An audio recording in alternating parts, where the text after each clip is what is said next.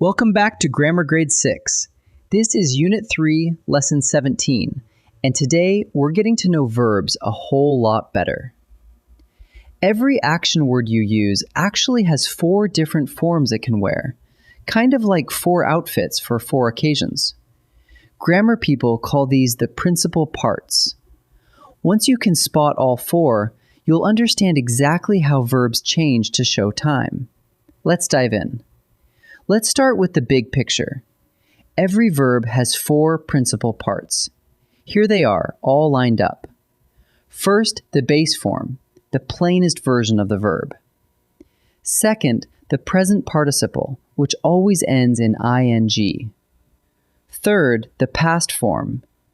And fourth, the past participle. Those are the 4. Each one has its own job to do. And today, we'll meet them one at a time, so none of them feel like strangers. First up, the base form. This is the plain, simplest shape of the verb, the one you'd find in the dictionary. No special endings, nothing added. Look at this. I paint every weekend. The word paint, all by itself, is the base form. Here are 2 more. Dogs bark at the mail truck, and we laugh at his jokes. Paint, bark, laugh. Nice and plain. That's the base form, and it's the starting point for all the others. Next comes the present participle. To make it, we add ing to the verb. But here's the important part.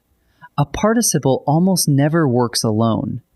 It usually teams up with a helping verb, a little word like am, is, or are in front of it. Watch. I am painting the fence. See how am helps painting? 2 more. She is baking bread. They are running a race. Painting, baking, running. Each one carrying that ing ending and leaning on a helper. That's the present participle. Third is the past form. This one shows that the action already happened. It's finished and behind us. Look, I painted the fence yesterday. The word painted tells us it's done. 2 more. We walked to the park. And the kettle whistled loudly.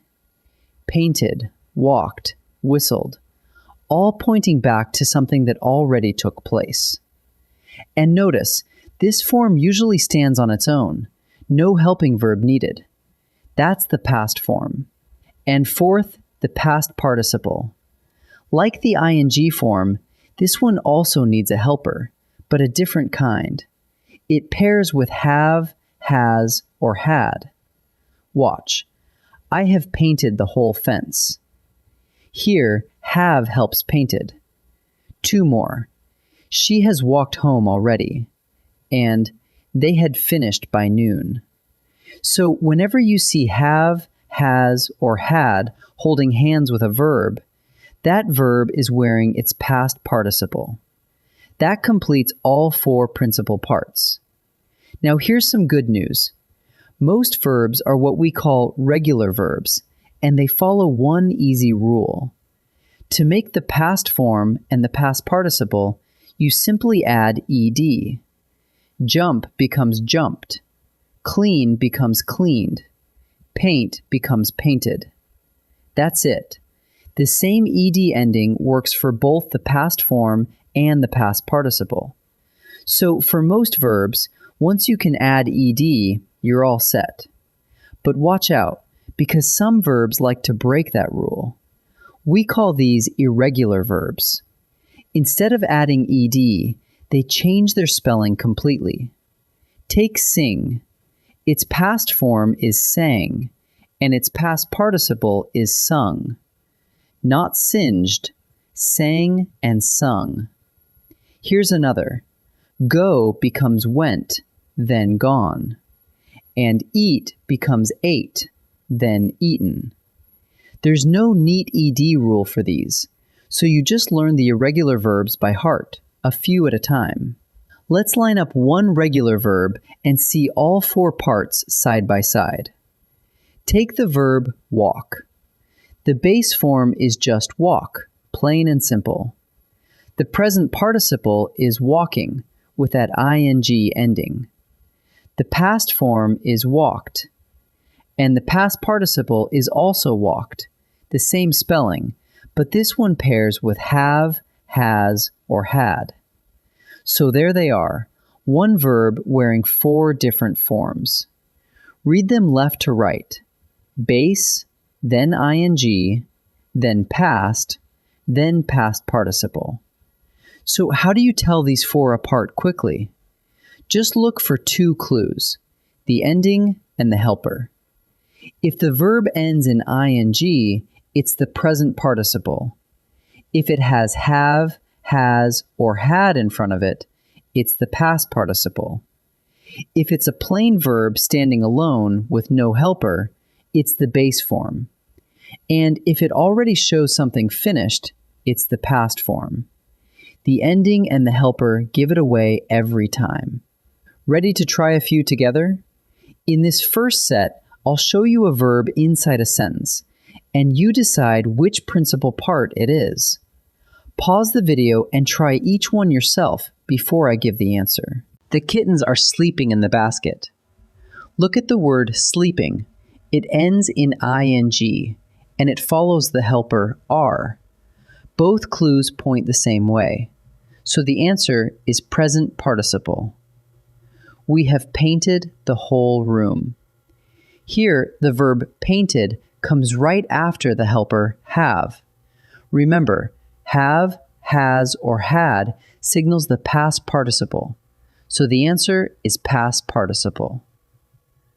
Birds sing every morning. The verb here is sing, all by itself, plain and simple. No ing ending, no helper in front.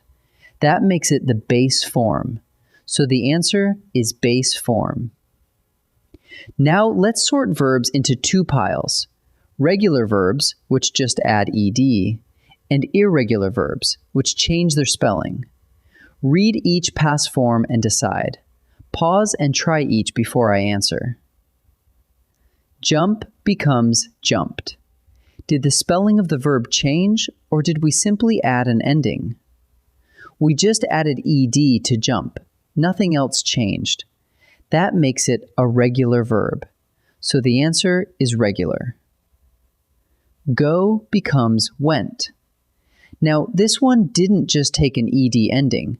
The whole word changed from go all the way to went.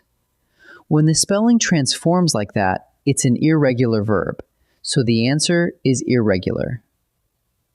Clean becomes cleaned. Take a look. The base word clean is still right there, and we simply tacked ed onto the end. Nothing was rewritten, so this one is a regular verb, so the answer is regular. Let's wrap up what we learned. Every verb has 4 principal parts: the base form, the present participle with ing, the past form, and the past participle. The ing form leans on am, is, or are, while the past participle pairs with have, has, or had. And remember, regular verbs simply add ed, but irregular verbs change their spelling, like sing, sang, sung. Watch for the ending and the helper, and you'll always know which part you're looking at. Nice work today. I'll see you in the next lesson.